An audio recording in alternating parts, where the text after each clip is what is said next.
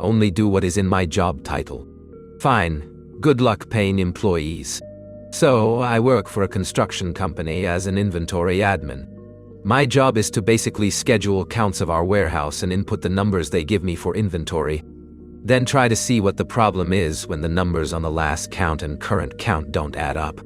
There is a little bit more to it, but I will not bore you with the specifics. The problem with this job is that when you have been doing it long enough and are good at it, there is less work to do. In the beginning, when counting one rack out of 60 racks of material would take a few days, it was fine because I was always busy. But now that everything is in order, the entire warehouse can be counted in 3 days. This leaves me bored for most of the time.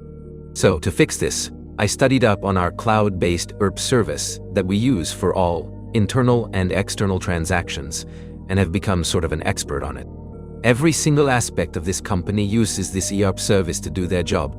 Timesheets, HR, payroll, accounting, scheduling, management, manufacturing, ordering from vendors, delivering, inventory, etc. all runs through this ERP service. So it is very important that this service is up and running perfectly 24/7. I became so proficient in the service that our VP decided to cut ties with our consultants of the ERP because I could do what they did but better, quicker, and much cheaper.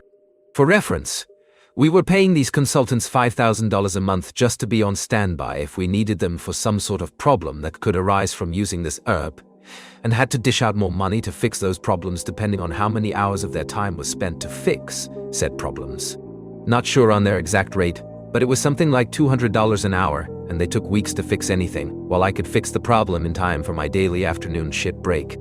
I never got an official job title or raise of any kind for being an expert on this service. The company just saw me being able to do it and let me fix things that happened, so they no longer needed the outside help. I wasn't too upset because it gave me something due, so I was glad to help the company save money, even if none of that money fell my way. Skip ahead a few months.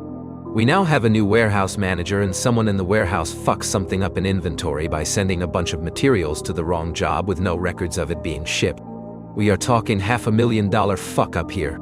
In the same day, our ERP had an update that caused a bunch of bugs with our accounting department. So, I decided to work on the ERP problem first because the warehouse fuck up is more of a delay fuck up and not actually stopping anybody from doing their job at the moment, while this accounting problem means our bills are not able to be paid. You can guess what kind of issues we will have if bills are not paid. The ERP bugs turn out to be quite big and numerous, so it ends up taking me a couple days to figure out. But I fix it before any bills are actually due and decided to take lunch a little early to celebrate a victory. Crisis averted. New warehouse manager storms into my office after I get back from lunch and is livid. Apparently, the bosses were pinning the blame on him for the warehouse fuck-up. And considering he is the one who oversees shipments and personnel in the warehouse, the blame is rightfully placed. He starts laying into me asking why I have not fixed the problem yet, yelling and screaming like a child. I tried explaining that I was fixing an ERP issue and have not had time to look at the warehouse problem yet. He gets even more angry and notes that it is funny how I have time to take early lunches but not do my job. That started to piss me off, but I held my tongue and kept calm about the situation. He then ordered me to only do what is in my job title and to leave the ERP bullshit to the people competent enough to handle it, as he put it. Since this guy was technically my supervisor, I had no choice but to obey. I asked him to send me that in writing, and he snarks and storms back into his office. 5 minutes later, I get an email stating that under no circumstances am I to work on anything related to ERP unless it involves inventory.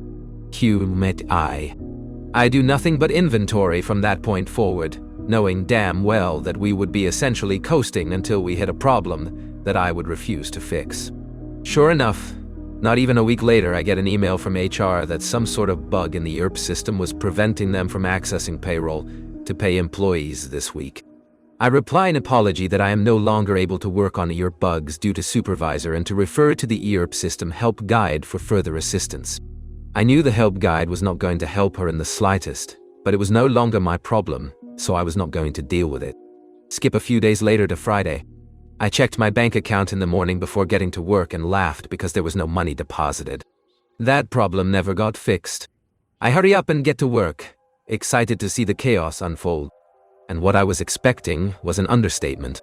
When I show up to work, I see the entire warehouse staff of 50 people walking out of the front door. I stopped one and asked why they are leaving, and they replied with, I didn't get paid today, so I'm not coming back until I do. I go into the office and see the warehouse manager in a panic. He has jobs that need material and nobody to load it onto trucks or deliver. I ask him if he needs help with anything and he just screams at me to leave his office because he is getting phone calls out the ass from superintendents of jobs asking why our material has not arrived yet. I pass by HR on the way to my office and see a bunch of the bosses huddled up over her computer with her with angry and confused expressions on their face, I guess trying to figure out the problem. I felt bad for her because it really was something out of her control. But I knew she would ultimately be okay because she had been there for so long that they would never fire her. When I get to my office, I see the VP waiting for me there. He has a very pissed off expression on his face. When we get inside, he demands to know why I did not fix the problem in HR when she emailed me about it. I replied that I am no longer allowed to work on ER problems, as it is not in my job title. He has the most shocked look on his face and asked why all of a sudden I had a change of heart. I show him the email from warehouse manager, and I could see the dots connect in his head. He immediately storms out, and I see him heading straight to the warehouse manager's office. They were in there for a few hours, but eventually he comes back to my office. He seems calmer now and asks me politely if I can fix the problem in HR, and if I can resume fixing the ERP if needed. At this point, I liked the relief of responsibility and told him I would only do it if he put it officially in my job title, along with a raise. His calmness turned to anger again and he says, "I cannot believe you," as he storms out and returns to his office. A few hours later, he sends out a mass email that he has hired the old ERP consultants to fix the problem, and the next week, everyone would be paid for the money they are owed, along with the money they earned if they return to work. This one surprised me as he would rather pay over $60,000 a year to consultants than give me a few extra bucks an hour for better work. I think he expected me to change my mind and just do it for my own paycheck, but I decided to wait because I knew how these consultants were, and if they managed to fix this problem in a week, I would streak naked through the office. Most of the warehouse staff agreed to return but was still upset about not getting paid. Sure enough, next Friday comes around. Nobody gets paid again. At this point, it is becoming a real problem, and the entire staff is becoming agitated. They have bills to pay. I even heard a bunch of the warehouse talking about some competitors nearby they could go work for.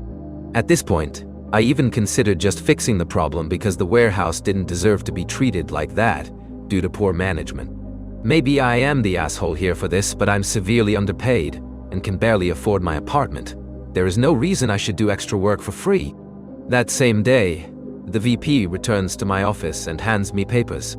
These papers said that I would be promoted to a newly created position that dealt with inventory ERP upkeep. It would be its own department and he would be my direct supervisor, also came with a hefty raise. All I had to do was sign and agree. I looked up at him after reading the paper and he had the saddest look on his face.